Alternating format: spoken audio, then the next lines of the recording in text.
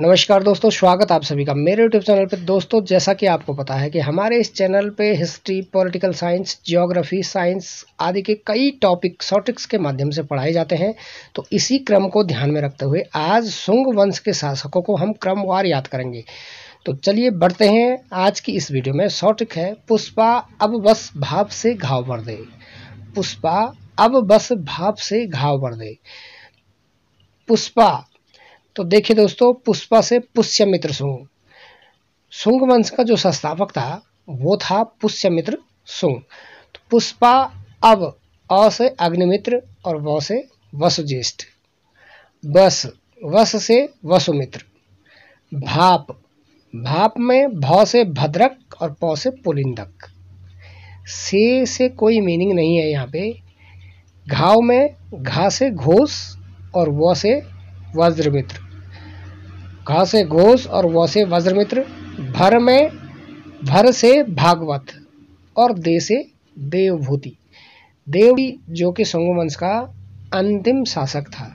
तो यह शुंग वंश के शासकों का शासन काल का क्रम। पहले पुष्यमित्र शुंग, उसके बाद अग्निमित्र, उसके बाद वसुज्येष्ठ, उसके बाद वसुमित्र, फिर भद्रक, फिर पुलिंदक, फिर घोष, फिर वज्रमित्र, फिर भागवत और अंतिम शासक कौन था? देवभूति। अंतिम शासक था देवभूति। इसके पश्चात हम विस्तार पूर्वक शुंग वंश पे चर्चा करेंगे। जो परीक्षा की दृष्टि से जो महत्वपूर्ण बिंदु है उन पे हम चर्चा करेंगे। तो दोस्तों, यहाँ पे थोड़ा पहले चलते हैं मौर्य वंश पे।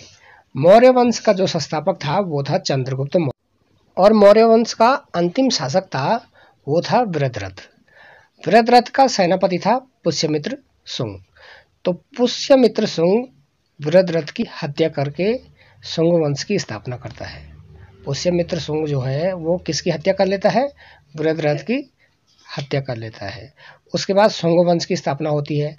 तो शुंग वंश का संस्थापक हो गया पुष्यमित्र शुंग और शुंग वंश का अंतिम शासक था वो था देवभूति।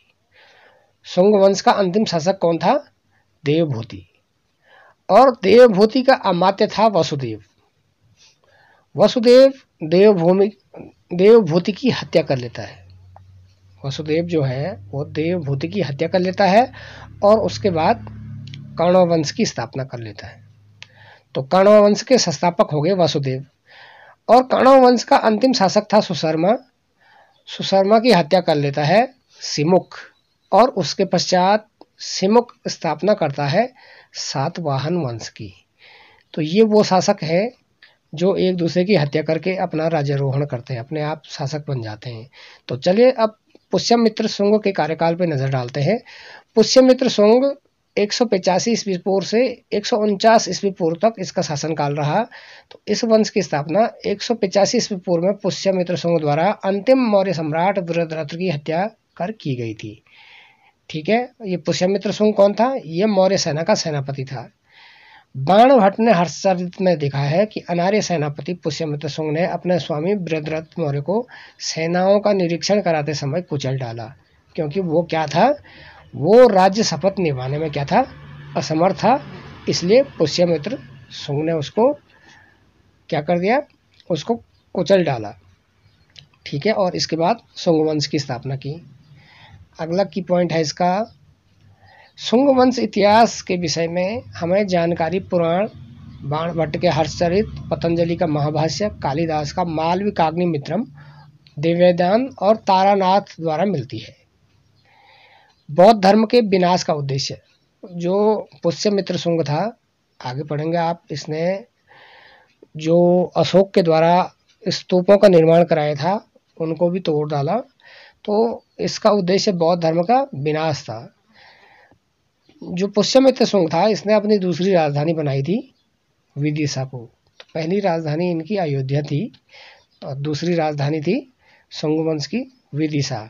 इन्होंने विदेशी आक्रमणों से देश की रक्षा की और इस क्रम में शुंग वंश के कुछ युद्ध भी लड़े गए हैं शुंग वंश के द्वारा। तो पहला है विदर्भ युद्ध। विदर्भ वर्तमान में बरार को कहते हैं। यह युद्ध पुष्यमित्र शुंग के पुत्र अग्निमित्र एवं विदर्भ के गवर्नर यज्ञसेन के मध्य हुआ, जिसमें यज्ञसेन पराजित हुआ। यज्ञसेन को शुंगों का स्वाभाविक शत्रु कहा गया है। यज्ञसेन को शुंगों का स्वाभाविक शत्रु कहा गया है। द्वितीय यवन शुंग संघर्ष में पुष्यमित्र शुंग के पौत्र वसुमित्र ने शुंग सेना का प्रतिनिधित्व किया। वसुमित्र ने शुंग सेना का प्रतिनिधित्व किया। प्रथम यवन शुंग युद्ध में यवनों का नेतृत्व जो किया था वो किया था डेमेट्रियस ने। पुष्यमित्र शुंग ने अशोक द्वारा बनवाए गए 84,000 स्तूपों को नष्ट कर दिया, क्योंकि इससे पहले मैंने आपको बताया कि पुष्यमित्र शुंग का उद्देश्य था बौद्ध धर्म को नष्ट करना। तो पुष्यमित्र शुंग ने अपने कार्यकाल में 2 बार अश्वमेध यज्ञ संपन्न कराए थे और महाभाष्यकर्ता पतंजलि ही इन यज्ञों में क्या थे, यज्ञ पुरोहित थे। 2 बार कुल अश्वमेध यज्ञ कराया और यज्ञ पुरोहित कौन थे, महाभाष्यकर्ता पतंजलि। देवभूति अंतिम शुंग शासक था और इसकी हत्या इसी के अमात्य वासुदेव द्वारा की गई थी। इसके पश्चात शुंग वंश का जो दूसरा शासक था वो था अग्निमित्र। अग्निमित्र पुष्यमित्र शुंग के पुत्र थे। अग्निमित्र कौन था, अग्निमित्र था पुष्यमित्र शुंग का पुत्र, जिनका शासनकाल 149 से 141 ईस्वी पूर्व के मध्य था। पुष्यमित्र शुंग ने अयोध्या और विदिशा को अपनी राजधानी बनाया, जबकि अग्निमित्र ने विदिशा को ही अपनी राजधानी बनाई। पुष्यमित्र ने 2 राजधानी बनाई थी, जबकि इसने विदिशा को ही अपनी राजधानी बनाई। कालिदास का मालविका अग्निमित्र ग्रंथ में अग्निमित्र और मालवा की राजकुमारी मालविका की प्रेम कहानी वर्णित है। शुंग वंश का तीसरा शासक था वसुज्येष्ठ। वसुज्येष्ठ का शासनकाल 141 से 133 ईस्वी पूर्व के मध्य था और चौथा शासक था वसुमित्र।